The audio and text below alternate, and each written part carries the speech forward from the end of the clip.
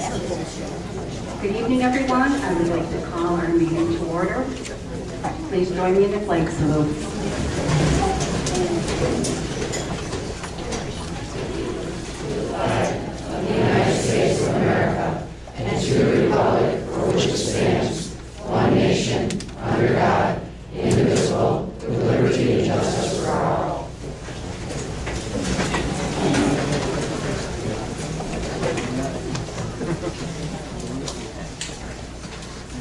Before we get started this evening, would like everyone to join me in a moment of silence for Joseph Spermali, who was killed in a motor vehicle accident on April 19th.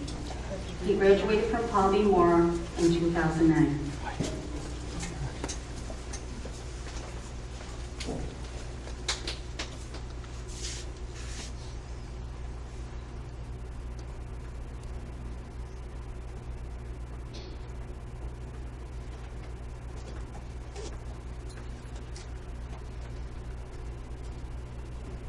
Thank you.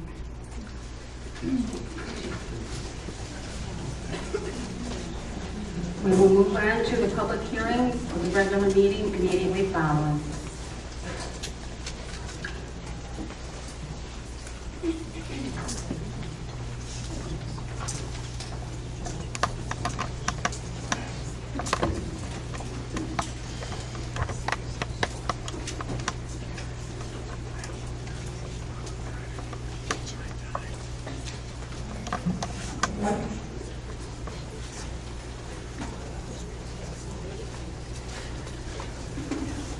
Good evening. Welcome tonight to the public hearing portion of the regular board meeting.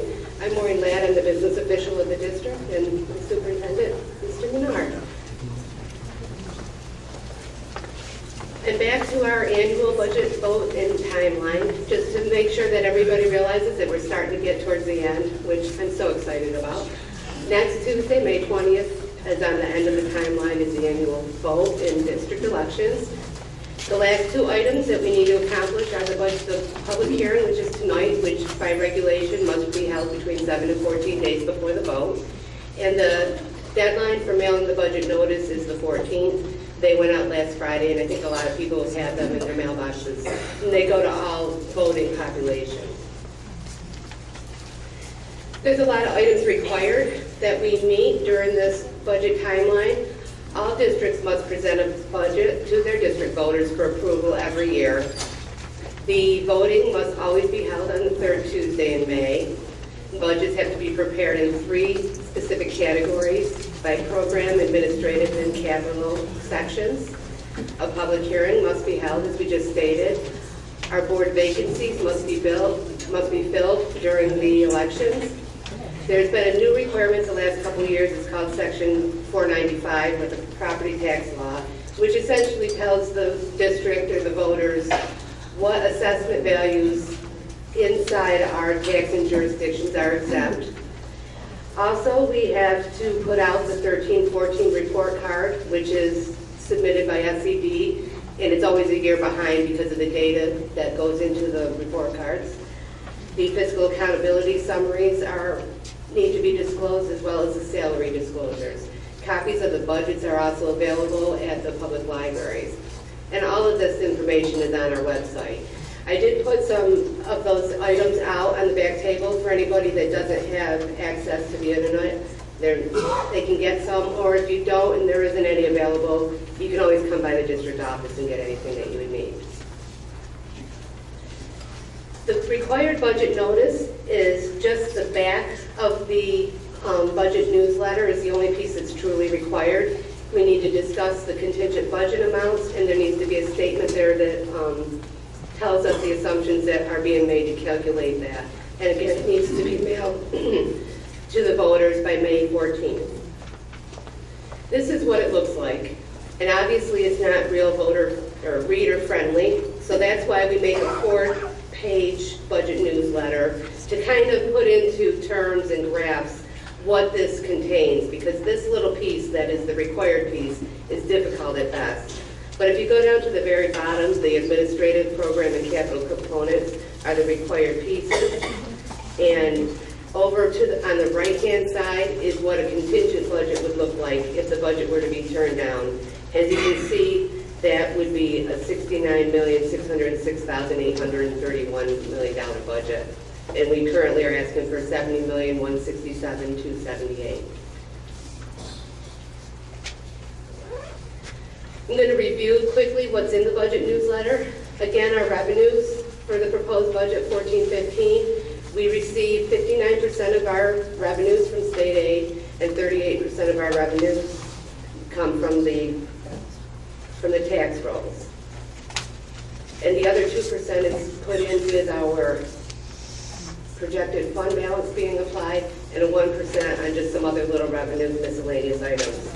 So really, what I want you to take away from this slide is that we only have two sources of revenues. And our taxes at this point are subject to the property tax cap. So we're highly dependent on state aid. This is the revenue presented in the numerical fashion. We're proposing for the 14-15 year a $70,167,278 budget. It's an increase of 2.87% over the current year that we're in now. And it includes a 2.1% tax levy. The corresponding expenditures that go along with that, I'm revisiting my 6-category pie chart that I always like. 45% of our entire budget is made up of salaries, and 27% are the fringe benefits that go along with those. To make up 72%, or almost 3/4 of our budget, is made up of personnel. Another 10% is our debt payments, 11% to our BOCES contracts, 3% is our utility and fuel, and everything else only makes up 4% of our entire budget. These are those same categories in numeric form. Again, the proposed 14-15 budget, $70,167,278, and those are the corresponding changes from the year that we're in now.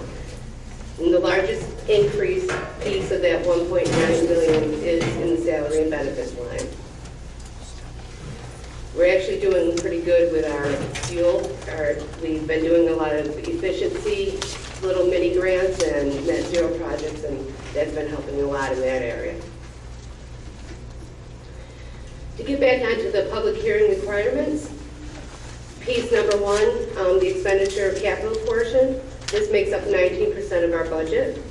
It includes all the operation and maintenance of the district facilities, all the personnel, equipment, and supplies that go along with it, as well as the debt service payments that we have. Our debt service line is going up, estimated about $95,000, and that's due to the bonding of the buses for next year. The largest portion of our budget is the program budget. It makes up 72% of the entire budget, which is how it is in most public school districts. We're a highly personnel-driven business. This includes all of the instructional personnel and programs, both regular ed and special ed, and all the corresponding supports that go with that, and the music, the art, the technology, and the interscholastic sports.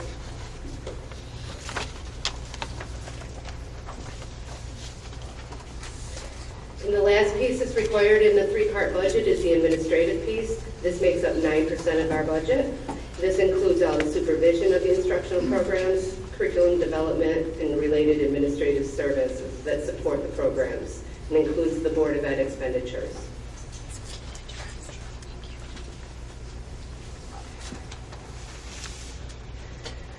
So I wanted to do a little background to just kind of bring us to where we are tonight, especially since I knew there'd be people here. I figured we'd revisit some of the items that we always talk about.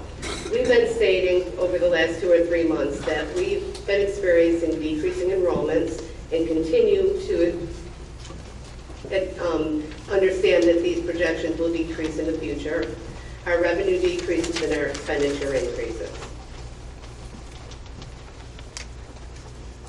This is an enrollment chart over the last 6 years, and between the 8-9 school year and this year, the 13-14 school year, we've gone down just under 500 students, And this is using the data on Vets Day. Obviously, and Vets is the data that's taken at a point in time right at the beginning of the year, usually the first week in October.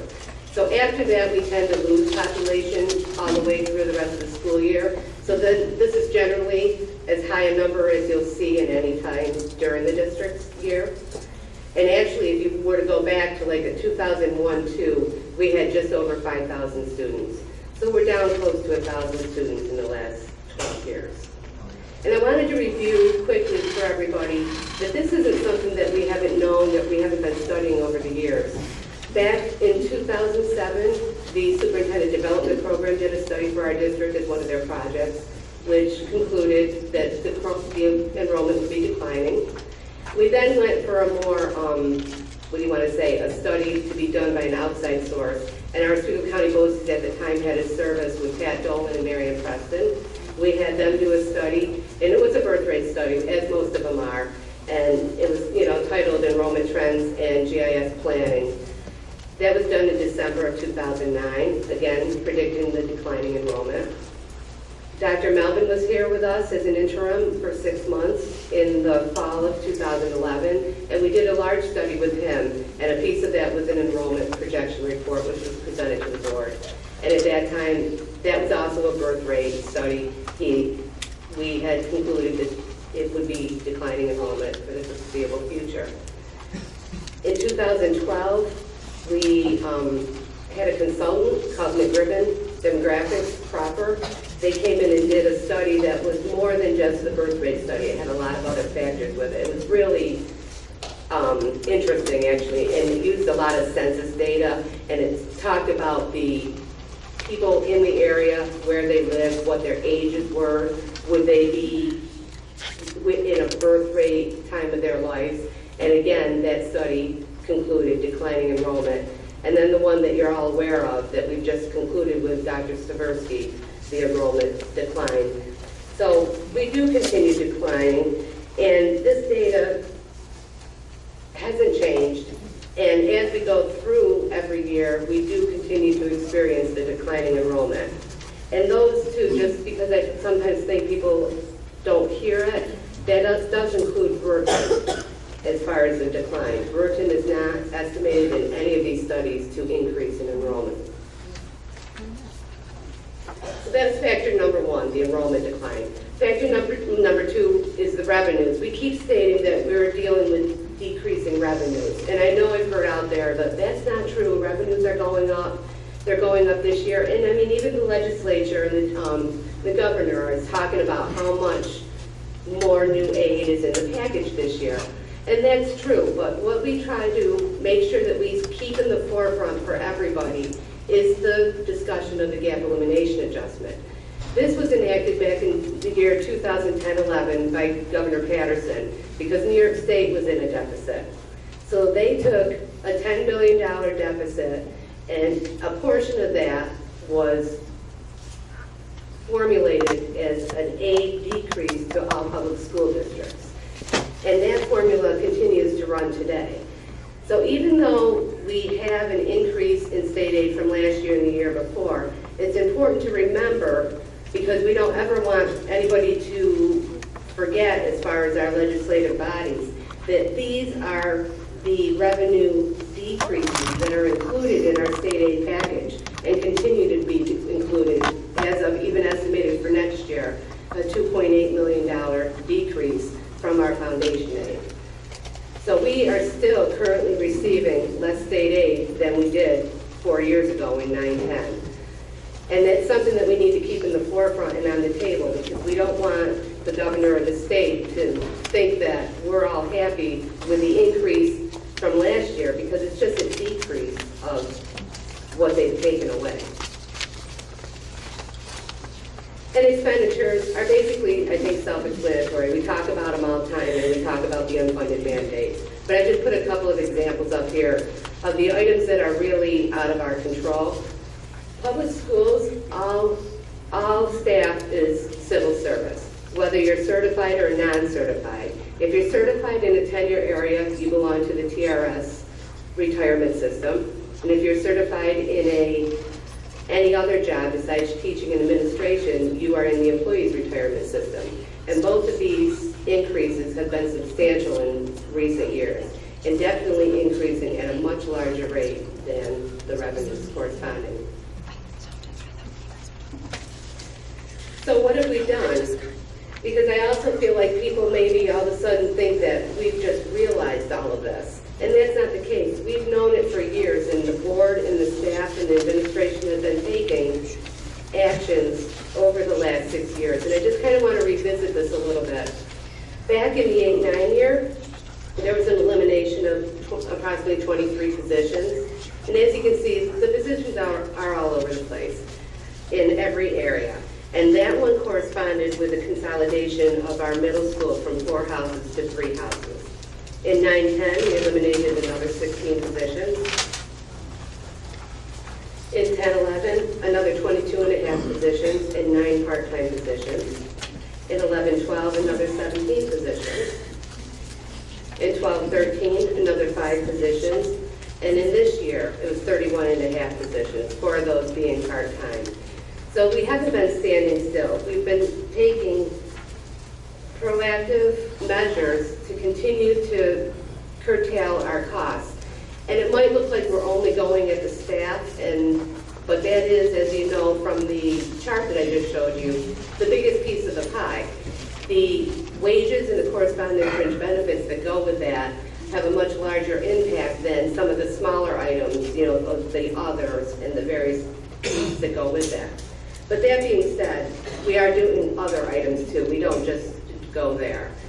In next year's budget, we're looking to eliminate between 11 to 13 staff and 2 part-time staff, depending on what the class sizes look like going forward. And this is with the building closure that's included in this process. And here's a list of other cost savings measures. I want to make sure that people understand everything that's been being done over the last years. Those positions, not including the ones in the proposed budget, are 128 positions over the last 6 years. All of our employees took a wage freeze in the 11-12 year. Retirement incentives have been given. We did some bond refinancing that was very helpful. We've implemented bus stops at the secondary level for the middle school and high school runs. Freshman sports were virtually eliminated across all of Section 3. You gotta remember, all districts are experiencing the same issues that we are. Class sizes have increased. We've been trying, one of the biggest drivers on the expenditure side is health insurance, and we've been making a lot of different changes with health insurance to try to contain some of the cost increases. You never save, but you can kind of curtail the increase. We've gone to 2- and 3-tier prescription drug plans. The CSTA unit increased their cost share by 2%, and the administrative unit has increased their cost sharing by 5%. We're investigating the self-funded health insurance options that are available out there. The vision and dental portions of the insurance have been bid out to new vendors with the same benefits for a much more manageable cost. And last year we implemented a shuttle service between the middle school and the high school, which helped with some transportation costs. So back to this year, just a quick summary of where we've been over the last 4 months. When we first got the governor's run, that number with applying fund balance of $1.5 million and a tax levy of 1.96% left us with just over $2 million gap, which we had put together a budget at the time with just over $2 million in expenditure reductions. And then when the legislature came back, with their budget that was adopted, there was restoration of aid, almost $1 million for our district. So our gap was reduced to just over $1 million. And we were able to up our tax levy just slightly based on a change in the calculation from the comptroller's office. So where we are tonight with our budget that we're going to go to the voters with, it's balanced with applying $1.5 million of fund balance and a 2.17% tax levy increase and expenditure reductions to the tune of $1,061,534.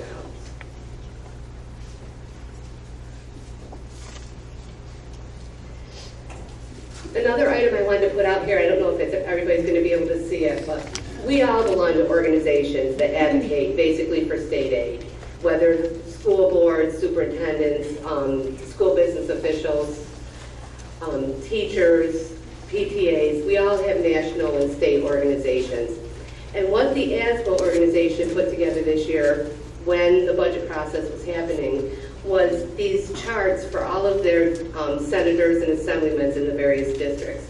And it's hard to see, but it's outlined in dark. This is Senate District 48, which is Patty Ritchie's district, which basically is our entire district except for a small portion. About 97%, I believe, of our district is in her Senate. We're down on the bottom there, you can see Central Square. We are in blue. We are an average need district, which sometimes I think that's not totally understood. When they do the needs calculation, the needs-based calculation, in that formula is not just the free and reduced lunch, but also it considers the gross incomes of the residents in the areas and the total assessed values of the properties in our taxing district. And so, number one, I think it's important that everybody realize that we are an average need district. So when they talk about changes to the formula that push more money to high needs districts, we all kind of, I think, get excited thinking that means us, and it doesn't. And another piece of this information that was put to the senators and the assemblymen that I wanted to put out here tonight, this is just the 48th Senate district. It's all the districts, so I'm trying to make it really, it'll be hard to see if you can get on the website and see it. This is Central Square's data. This data came right off the property tax report cards and the SD3 data.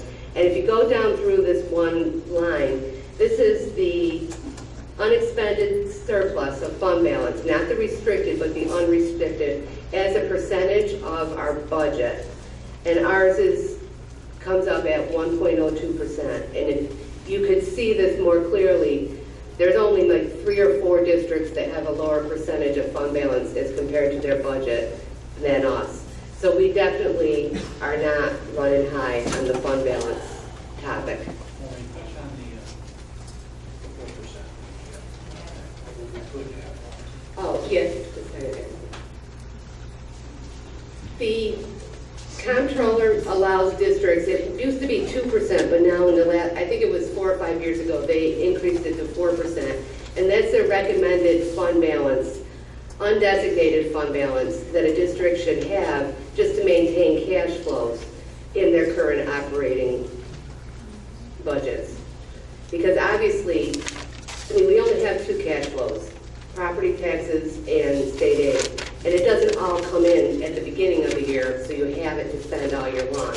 It's constantly, it's just like at your home with a checkbook.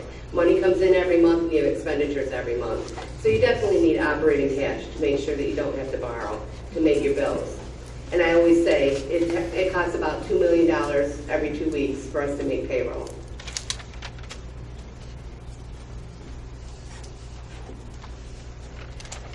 All right, back to the public hearing portion. The tax levy increase, 2.17%.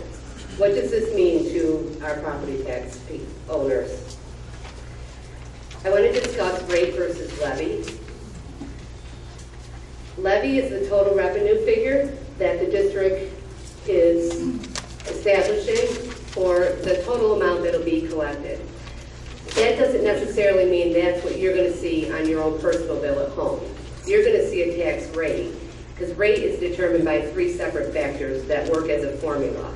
It has to do with your assessment, which is done by the assessor's office of your township, and the equalization rate that is given statewide by the New York State Board of Real Property, and then the levy piece that the school district puts out there. So we only can control the one piece of the 3-piece calculation. So rate doesn't necessarily equal levy. If all assessments and equalization rates were to stay the same across all the townships, that would be the case. But every year, as you all know, assessments and rates change. We levy our taxes across 11 townships. They're all listed here. And the 13-14 tax rate per 1,000 is listed there. With the 2.17% tax levy increase, this is the estimated 14-15 assessed value per 1,000.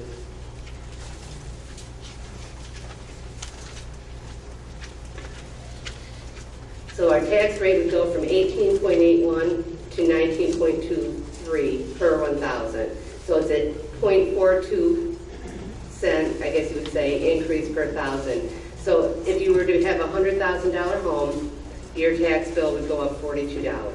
This would be assuming that all of the assessments and equalization rates were to remain unchanged going forward.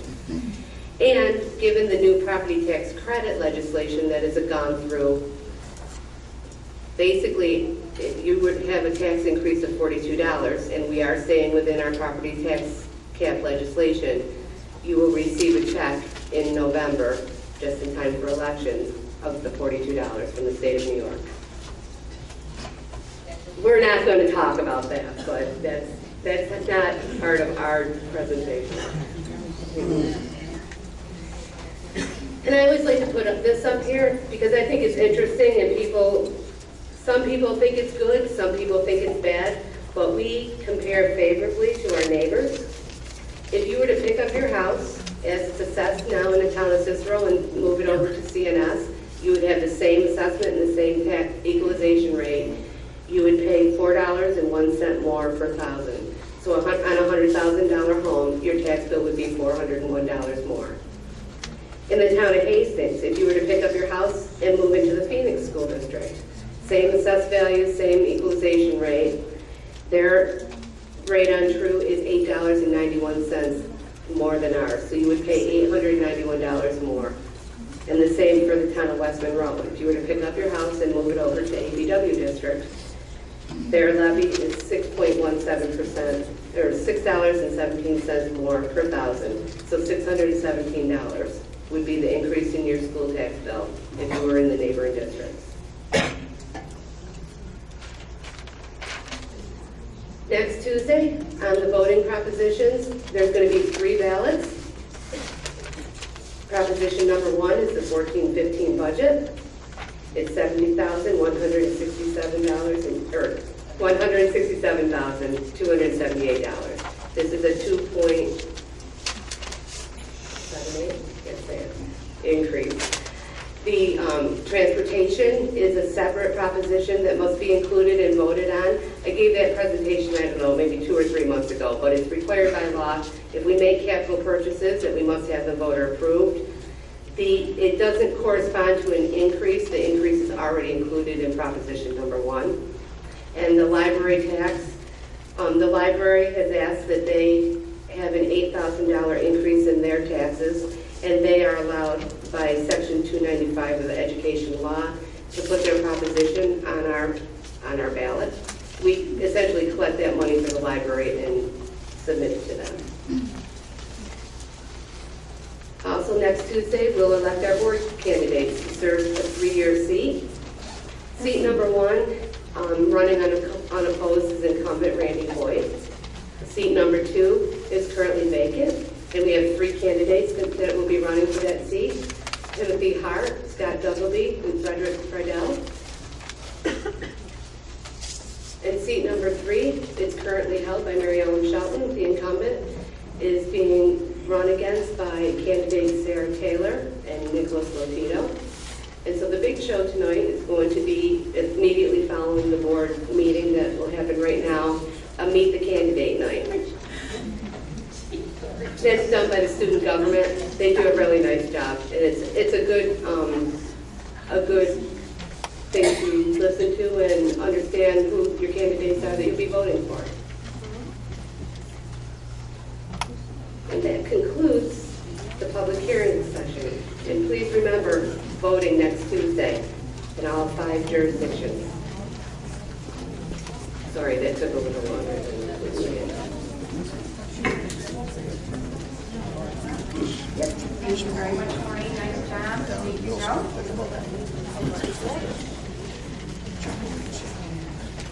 Looking for a motion for approval of our meeting agenda.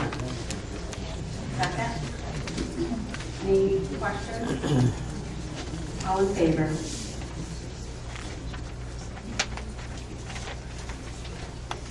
Moving on to our superintendent's report. Yes, I just have a few things to report out today.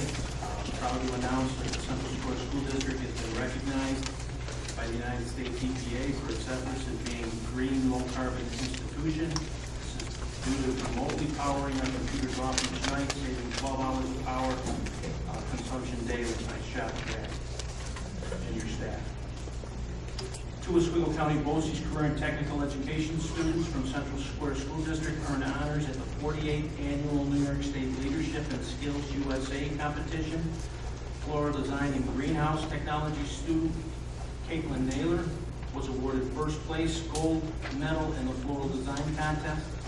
Nursing student Marissa Lapergola competed in the medical math contest and was awarded third place bronze medal for her ability to solve mathematical problems encountered in the medical profession. Congratulations.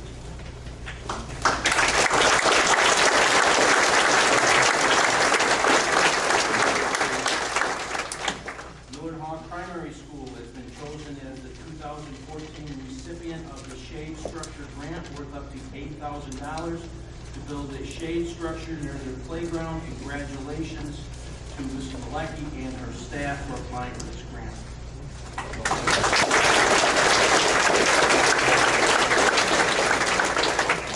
Mariska Vila, a third grade student at Cleveland Elementary, was one of 15 students selected to be included in the Children's Guide to Oswego County. Great job in this art contest.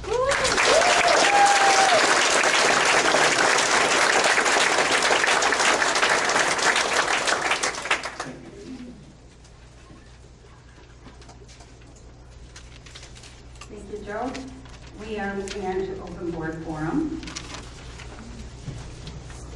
Before we get started this evening, I'm going to make a statement that will kind of set the guidelines for this evening. This evening we'll be strictly adhering to our Board of Education policy of 30 minutes total time for open forum.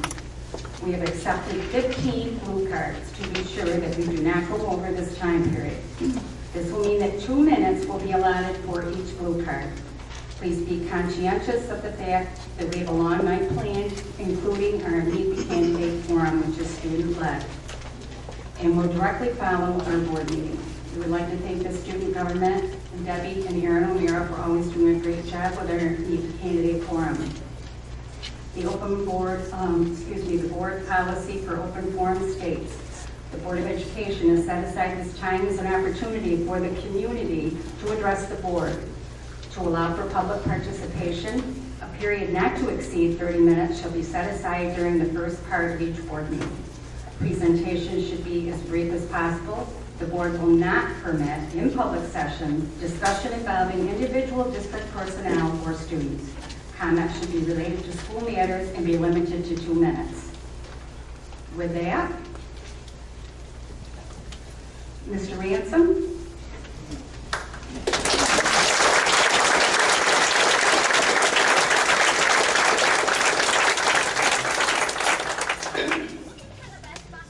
Thank you for giving me this opportunity to speak this evening. It's in regards to the Cleveland School, and which really reflects the budget also. I'm going to ask you a few questions. You can raise your hand if you want, if you'd like to say anything in regards to the school board. Is everybody in the school board familiar with the New York State Education Law 402A? If you do, just raise your hand if you understand it. Those that don't, raise your hand. So everybody understands it then, okay. Being everybody understands it, it says, which is actually it's procedures for closing a school building, if everybody here don't understand that. It's not something that they have to adopt, okay, but it's something that the state has put out to help with the closing of a school.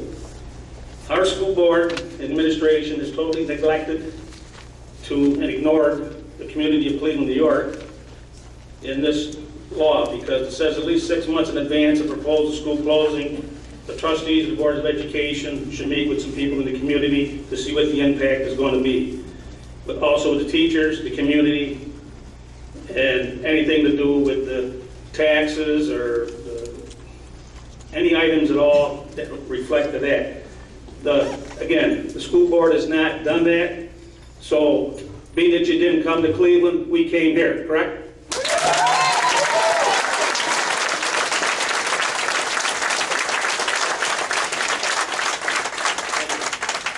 March 24th, I was here for the meeting, and the G2 of the budget was tabled until the April 7th meeting.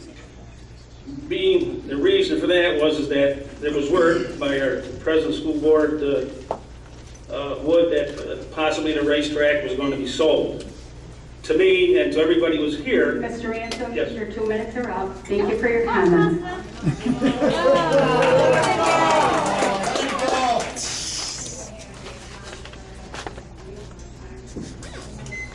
thank you.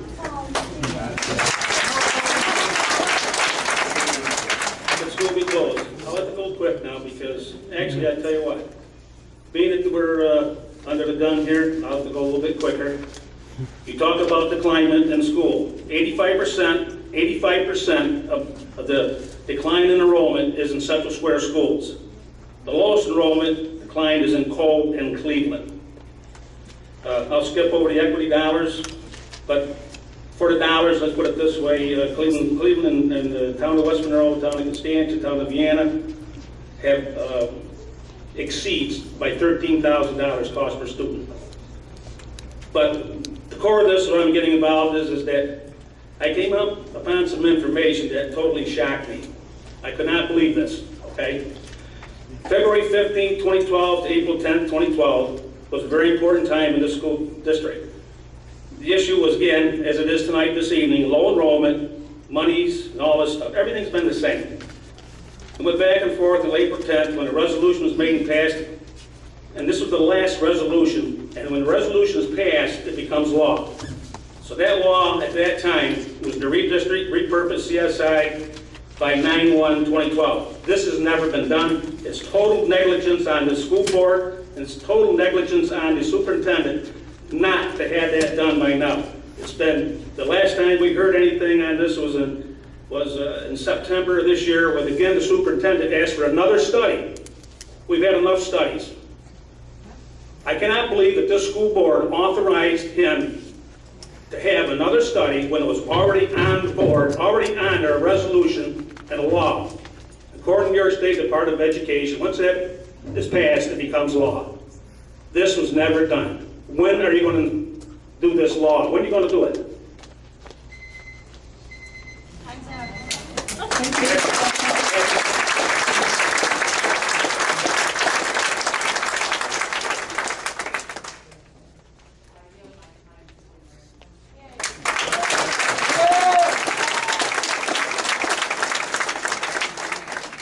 The school board, or the school superintendent, took upon himself to abrogate on his own, okay, by sending a 9/16/13 letter to the Board of Education.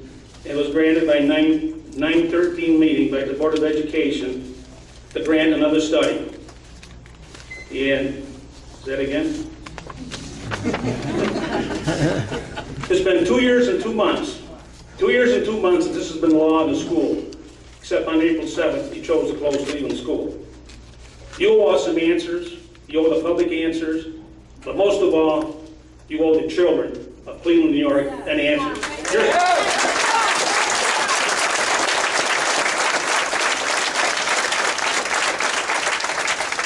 There's no, you are actually doing them a dishonor, okay? You're prejudicial to them. There's no doubt about it in my mind. I think you have your attorney here. I think he understands what I'm saying. We've lost all credibility. We've lost all trust. You're doing stuff behind closed doors. There's conspiracies going on in the school district, because how did we go from 9/1/12 of closing CSI, redistricting, to closing Cleveland School? I'll tell you why.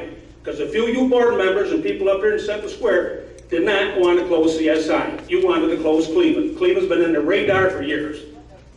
And we're tired of it. But you want our tax dollars.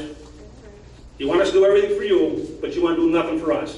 But I tell you right now, as far as I'm concerned, that law is still in effect. I want to know why, Superintendent Menard, since you've been here, you did not take action on that resolution Why wasn't that taken, why didn't you do anything on that resolution in April of 2012? No, you haven't. We'd like to hear it all. No. That's a resolution, that's law. Am I correct, Mr. Attorney? Isn't that law, school law? You'll get your advice, okay. Good attorney, I like him. I grew up in a family of attorneys, I know law. But I tell you what, I think it's time for the school board right now, rethink what they've done, because this is definitely a travesty to our community, and it did not have to happen. And I just don't understand why that law was never enacted, why you never, it took 1 year and 7 months, but it's taken you 2 months to get rid of Cleveland.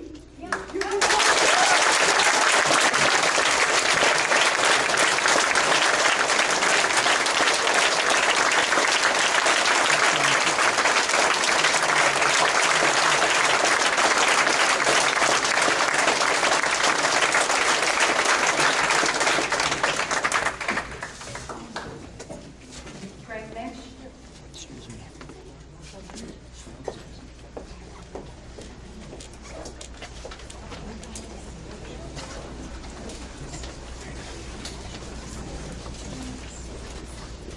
I'd like to echo a few things that Jim said with regard to the closing. We've done enough studies in this district to know where our student population is and where it isn't. If we look at the studies that we have, the Seversky studies, the key to that, it's double the loss of student population in Hastings, CSI, Millard Hawk Primary, than what it is on North Shore of Night Lake. The area that's had the most houses built, the most construction done, has the least amount of population gain or has more loss with more houses being built. The North Shore is an area that with sewers will thrive much better than any of the other areas that we have. Aside from that, the studies that you've had show that the buildings here in the square are probably the closer ones to close and reutilized. Not even closed, but reutilized. Closing Cleveland is also going to impact us in state aid and building aid. Once that building is closed on July 1st, state aid's gone. That $318,000 debt that we have will no longer generate aid at all. So that projection that we have of what you're going to save from that building, you can throw it away. It doesn't count. The other thing I wanted to just pick up on quickly, when this budget was presented to you, there were 2 slides. One of the slides had the district looking to cut 9 positions and 3 TAs. When you came back and we had the additional state aid, that turned around. All of a sudden, those positions went back in. That's $709,000 that went back into the budget. And not only that, there was $255,000 more added. More expenditures than what we were planning. And we're closing a building. And for what? Thank you, Greg.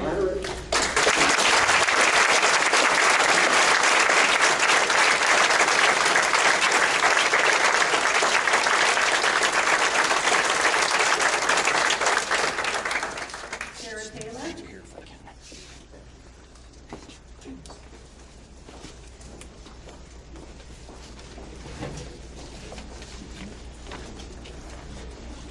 First, I just want to reiterate what Jim said about what happened in April 2012. I've read through the minutes myself, and I just want to confirm that it does say in the minutes that Joe Post made a motion to stop the redistricting and closure of CSI and the district office, and then that very same day, on April 10th, at 9:19 p.m., they came back to public session, and it was recorded a motion to rescind that stoppage. And nothing has changed since then, so I do have the same question. Why has that not happened? The board made a decision to repurpose CSI, redistrict, and close the district offices as of September 1st, 2012. So this wasn't an open-ended deal. This had a date, it was set, and it didn't happen.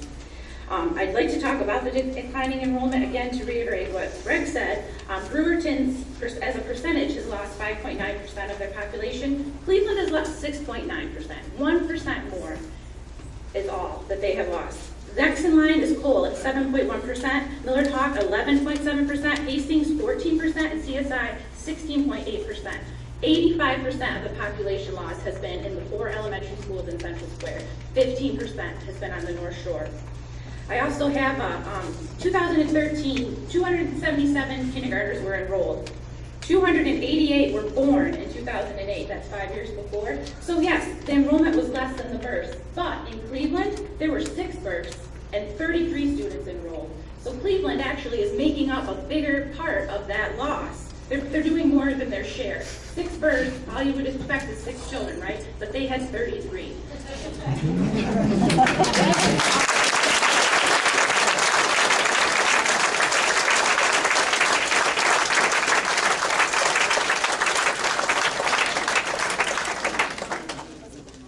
Scott Heavily?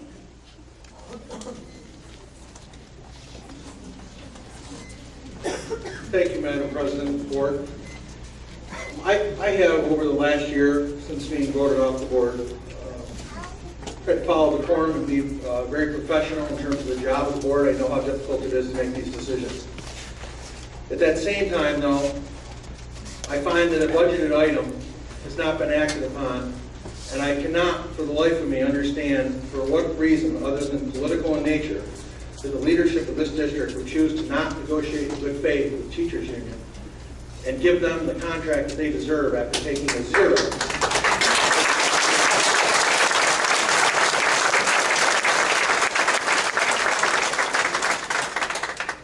It seems to me that it's not convenient to negotiate and give the teachers in that bargaining unit the money that they so deserve, so as to continue down this road of mismanaging and giving false leadership to this wonderful board that sits here today. It is not the board that I hold accountable for this, it is the leadership.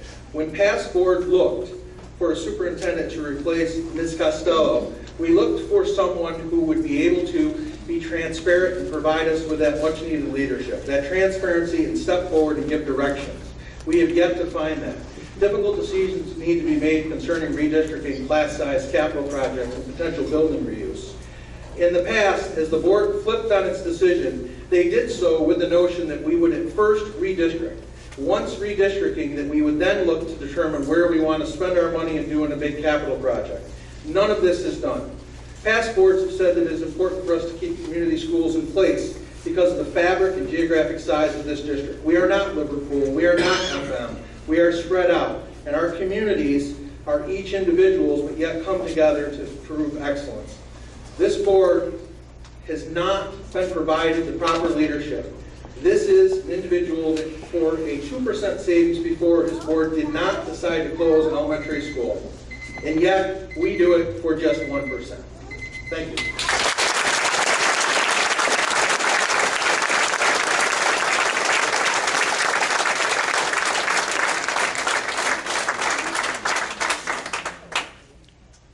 Christine Tancredi.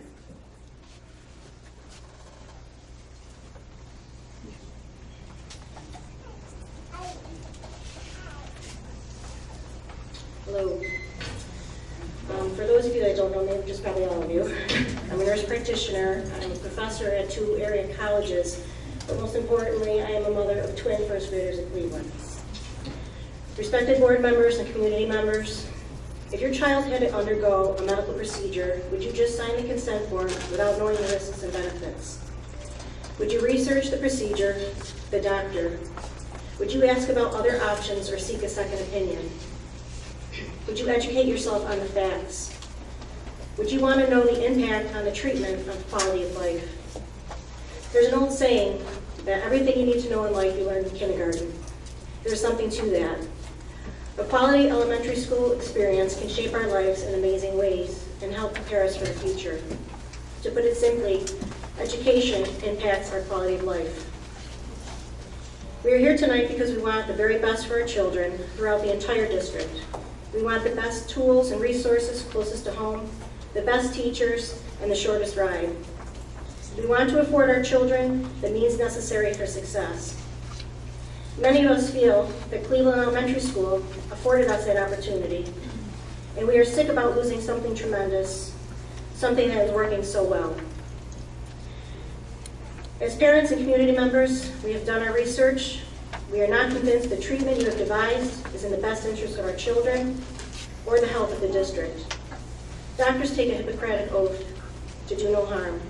Your decision singles out one community for harm. We are here to exercise our right for a second opinion.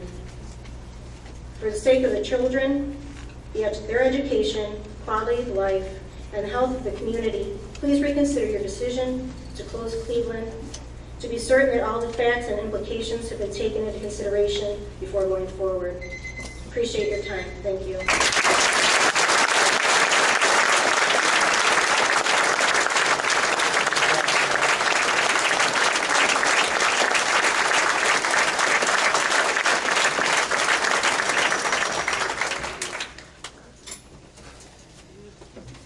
Jeffrey?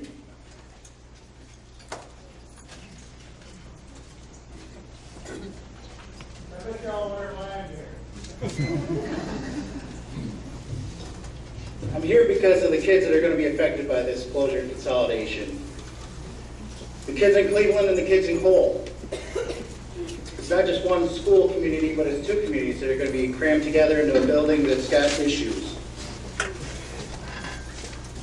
But it all starts with the kids that maybe don't have parents here tonight, that don't have parents that come to school activities, that don't have a ride to school activities, but they can walk to their school in Cleveland. It's for those kids that I'm here. My kids aren't going to be affected by it. They will be, but I can pick up and move if I want to. I'll get my kids to the places that they need to go because I have the means to do that. But it's for those other kids. Those are the kids that I'm here for. Those kids that now believe in themselves, that any dream is possible if you put your mind to it and work hard. I teach my own children to stand up for those that can't stand up for themselves. They can't do it on their own, but they've been taught this belief in their school, in their community, and now the community believes that too, and that's why we're all here. And it's ironic that I have do no harm written on my form too, the Hippocratic Oath. We make decisions in our own life based on this. Why is closing a school any different? Do you know 1% of a $70 million budget is? Let me break it down for you. The median income in our district is $56,000. 1% of that's $560. That's $46 a month. That's a number you can wrap your head around. Are you willing to close the door on kids' dreams? They're one way out of an otherwise maybe deplorable condition, and this is their one way out to have the opportunities that that school provides to them. Are you willing to do that for $46 a month? You wouldn't do that to your own kids. Right.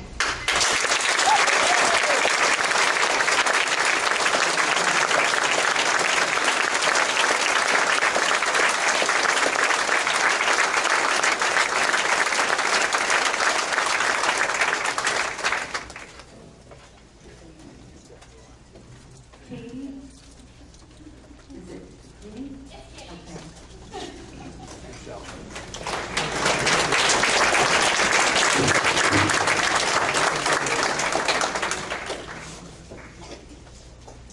Good evening, everyone. My name is Katie Guinea, and I've lived in Central Square School District for 6 years and have taught in the district for 7. 2 minutes isn't enough time to share with you all the extra time and effort my fellow teachers, teaching assistants, and I spend each year for the school and community. This certainly isn't a 9-to-5 job, as some may see it. Instead, we're dedicated to finishing what we started, even if it means if it's not on the books or a pie chart. Here are a few things to consider. We read modules outside of school because there isn't enough time to read and plan for them at school. That's that thing. We sign up for classes through Oswego State even though it's not required, but we know we work in an ever-changing profession and keep up on our practice. We revise curriculum for students in the 3-to-5 program and homebound instruction since our lessons are interactive and collaborative, which takes time to translate. We've adopted a highway to help keep our community clean. We attend chicken barbecues to support our local clubs. We stuff a bus to help support those students who cannot afford school supplies in the fall and continue to provide those supplies for those who need it. We allow students to get extra help during our personal planning time because they have to get home to watch their brothers and sisters. We chaperone school dances on the weekends. We run and participate in programs, clubs, events such as Battle of Books, Battle of Bands, the Talent Show, the Shakespeare competition, the Middle School PATS program, the Math Mentoring program. Oh, there's so many. I'm actually lost in my list. The Top 99 dinner, the Middle School lock-in. We cheer on our students in extracurricular activities. We purchase clothing, diapers, sneakers, and more for those students who go without because their families stretch thin financially. We understand that. We chaperone overnight trips, which can be terrifying. We love them, but it's terrifying. And that's because our students become our extended family. We even, as our kids might say, get our fitness on by participating in local run and walk events such as the Swamp Rat, Corporate Challenge, and Race for the Cure. We coach summer sports programs and camps that function as feeder programs to build strengths in our group and our team sports. We support our backpack program at the high school, where teachers and teaching assistants donate time, money, perishable goods, and even knitting skills in order for students to take home the supplies they need for long breaks or weekends, because hunger is something our students shouldn't have to deal with. We write letters of recommendation. We help students fill out college applications. We write admission letters and marshal at graduation. We call and meet with parents outside of school hours to better the needs of our students in order to communicate and plan for their success. We support our students, and this is the good one, by purchasing raffle tickets, pencils, bracelets, Gertrude Hawk, cookie dough, candy bars, magazines, popcorn, pies, Christmas trees, poinsettias.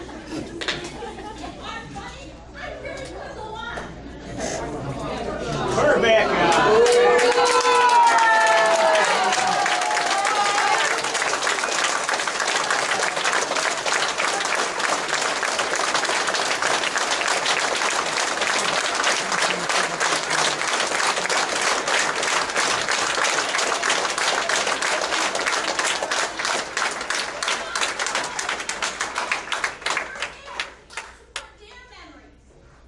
We would even shave our heads. Yes. During the coolest upstate New York winter for a good cause.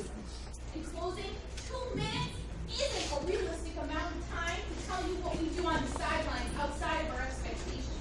Of course, we're probably not even enough time to get on. But if you take the time, you can see we're always prepared to go that extra mile no matter what to support our students and community.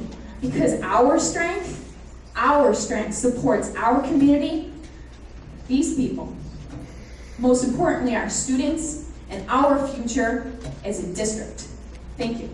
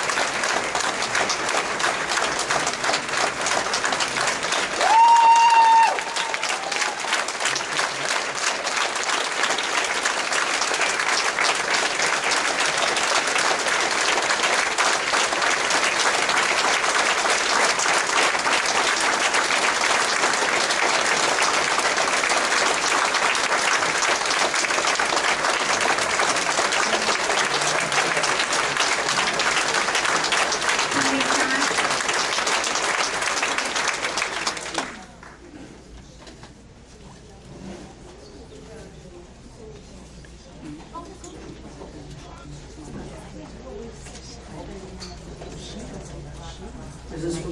Yes, it is. This is one. I can't reach that one, Sharon. I am Cindy Sharon, and I am the director of the North Shore Food Pantry.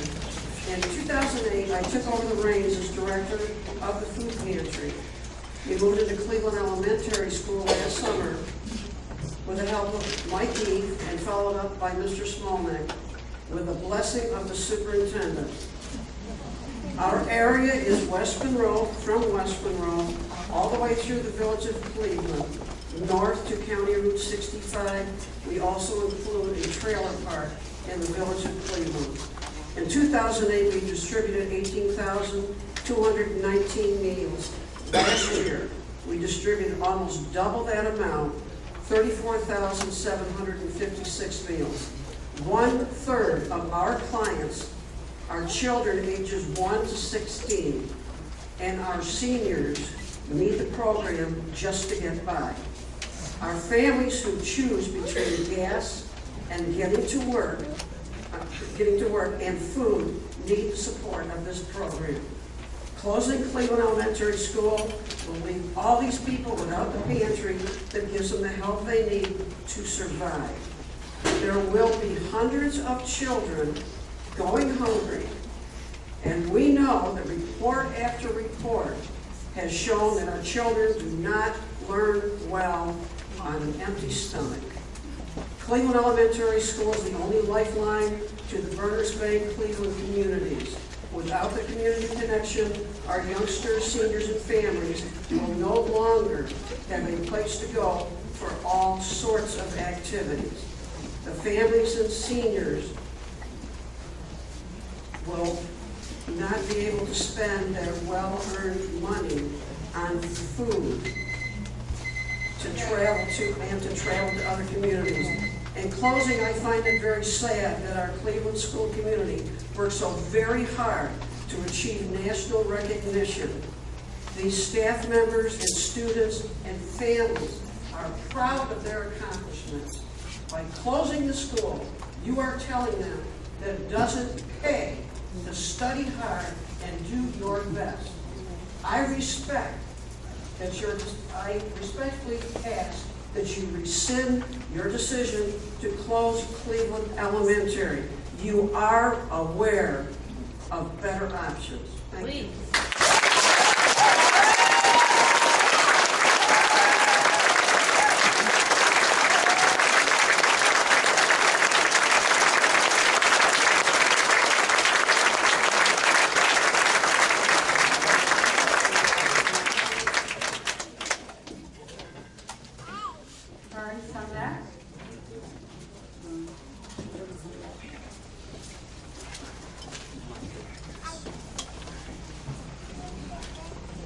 Thank you. It's hard to follow to the teachers.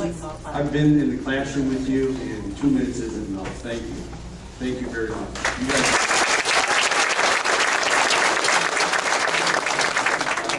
For you guys, I'm not a Cleveland parent, so that should make you smile. But I am an AA Cole parent. I've got 2 kids at AA Cole, and I'm very concerned of your self-induced hardship you created at AA Cole this coming year of overcrowding. By Seversky studies themselves, you're looking at anywhere from 105 to perhaps 118% overuse of that building. Has anyone looked at emergency action plans, anything of that sort? I mean, I'll be honest with you, I'm a man that likes to take things and wrap my head around it with a plan, action, something. You have scenarios produced by Seversky, and it appears, because I haven't seen any plan, that you just kind of pick one little action out of some of the scenarios. Let's close the North Shore School. What about the rest? What about Hastings? What about redistricting? It seems prudent that you would select a scenario, and then before any action, you would come up with a comprehensive plan. A $70 million budget with a school board without any plans. I don't understand that one iota. I really don't. It's hard for me to wrap my head around that. Now, perhaps you do. It's not being shared with anybody. Perhaps a lot of this would go away if we saw something that made sense to people. It doesn't. Not at all. What you did is you created a hardship for my children next year by overpopulating that school. You created a hardship for the teachers by overpopulating that school. It doesn't do anything for class size equity. Thank you.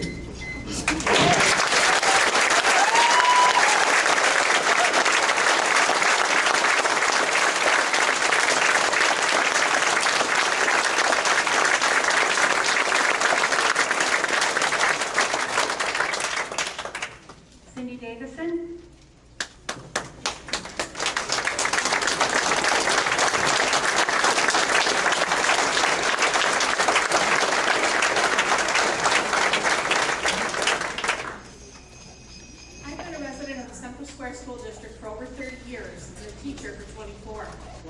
In that time, I've seen our district go through ups and downs. During those times, highs or lows, one thing has remained constant: the dedication of the teachers and teaching assistants to the education of the children in their district. In the early 90s, the district cut many positions, including district-level administration. Teachers gave back a percentage of their raise to help the district so costs would not be any deeper. Our salaries rated at the bottom of Oswego County, and they still do. This would not be the only time in my career that I have given to the district. My colleagues and I took a 0% increase in 2011 to help the district again. This was not because we had been steadily climbing to the top of the pay scale in the county. It was because we didn't want staff or program cuts in order to affect our children. Approximately 10 years ago, our classroom budgets were temporarily cut in half. This amount was never increased, and so my colleagues and I continued to give more by purchasing items from our own pocket. The dedication to the children extends beyond the monetary giving as well. We give extra uncompensated time outside of the school day to tutor, have clubs, and attend activities our children are involved in. In the last several years, we have lost 50 teaching positions due to declining enrollment, yet the number of administrators have increased, and our superintendent has become the highest paid in the county.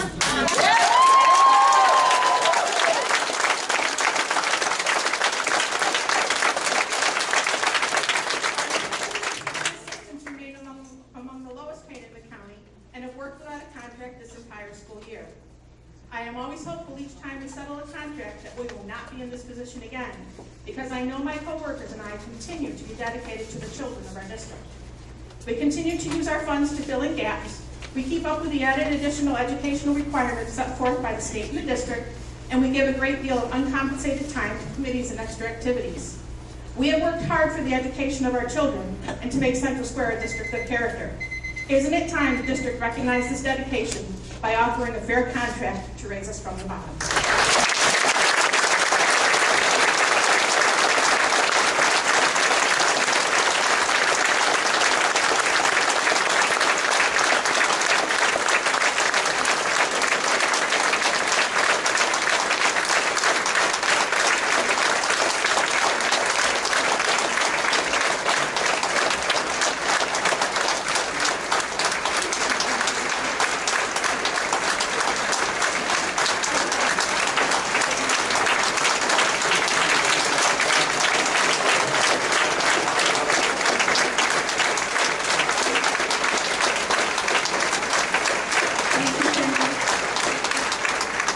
We are now over our 30 minutes. The blue cards that I have left will not be responded to because due to the policy here, 30 minutes was allotted and we're over. Let us speak. Let us speak. Let us speak.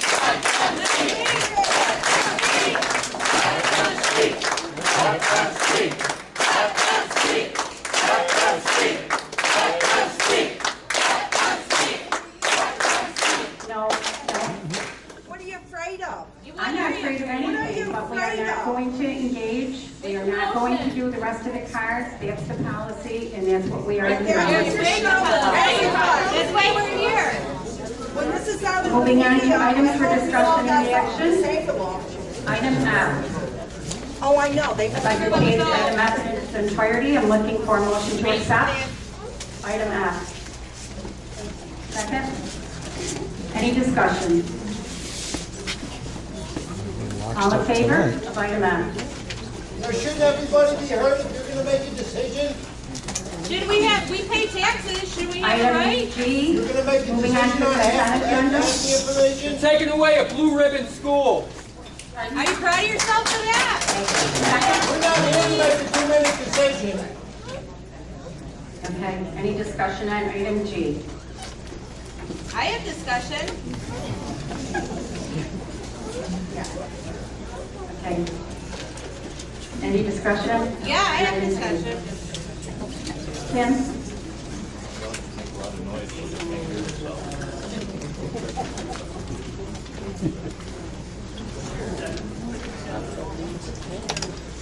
We use a bike.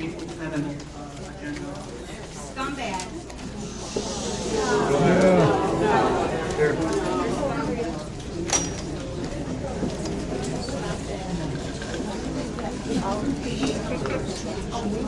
with no calling of the resolution. Everybody better look at that budget.